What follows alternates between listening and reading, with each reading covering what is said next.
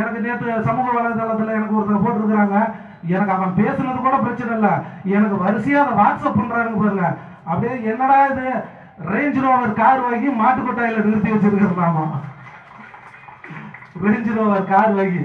அதையும் சொல்லிட்டு சொல்யூஷன் அவனே சொல்றான், ஆண்டுக்கு ஒரு 10 ரேஞ்ச் ரோவர் கார் தான் விற்கும். அந்த 10 ரேஞ்ச் ரோவர் காரு யார் வாங்கி இருக்கிறாங்கன்னு கணக்கெடுத்தோம்னாவே அமைச்சர் மாட்டிக்குவாரு. ஒன்றும் பிரச்சனை இல்லை.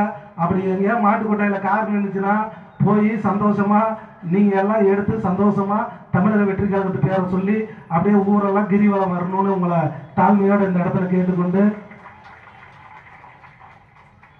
அதே மாதிரியே பெரிய கனவோட நானும் அருமை சகோதரர் ஆனந்த் போகணும், சட்டமன்றத்துக்குள்ளார போனோம். அங்கே போகும்போது ஆளுமை மிக்க தலைவர்களை எல்லாம் பார்க்கும்போது அன்னைக்கு ரொம்ப சந்தோஷமாக இருந்துச்சு, ரொம்ப பெருமையாக இருந்துச்சு. இவ்வளோ பெரிய வாய்ப்பை நமக்கு தலைவர் தளபதி கொடுத்துருக்கிறாரு. நிச்சயமாக இந்த வாய்ப்பை பயன்படுத்தி இந்த 5 வருஷம் நம்ம மக்களுக்கு என்னென்ன நல்லது செய்ய முடியுமோ அத்தனை நல்லதையும் செஞ்சிடணுங்கிற ஒரு எண்ணம் அந்த இடத்துல எங்களுக்கு உருவாச்சு. உங்களுக்கு எல்லாத்துக்குமே தெரியும், எல்லாம் சீரியல் பார்த்துட்டு இருக்கிறவங்க எல்லாத்தையுமே இன்னைக்கு சட்டமன்ற நிகழ்வை பார்க்க வச்சவர் நம்ம தலைவர் தளபதி. இதுவும் ஒரு மிகப்பெரிய மாற்றம் தான். எதுக்கு எடுத்தாலும் இப்போ ஒரு மானிய கோரிக்கை நடந்துட்டு இருக்குது.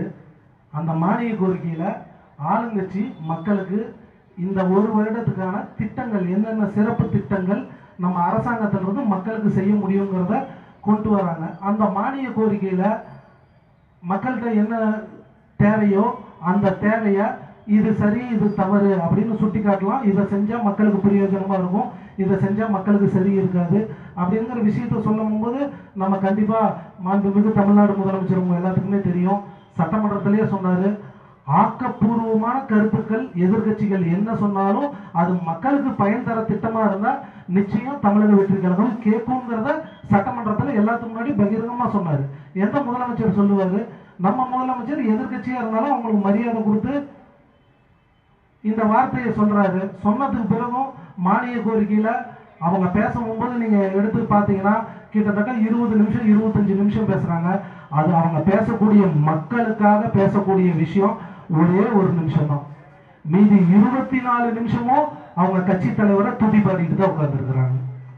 ஏதாவது பேசுனா எங்க தலைவர் இதை கொண்டு வந்தார், எங்க தலைவர் அதை கொண்டு வந்தார், எங்க தலைவர் இதை செஞ்சார், இதை பத்தி மட்டும்தான் பேசுறாங்களே தவிர, ஆமாப்பா 75 வருஷமா நீங்க தான் ஆட்சியில் இருந்தீங்க, அதனால நீங்க தான் செஞ்சாகணும், நீங்க செஞ்சதெல்லாம் நாங்க தவறு சொல்ல, நீங்க கொண்டு வந்த திட்டங்களை எல்லாம் நாங்க குறை சொல்ல, நீங்க கொண்டாந்த திட்டம் மக்களுக்கு பயனுள்ளதா இருக்குதாங்கிறதா எங்களுடைய கேள்வியை.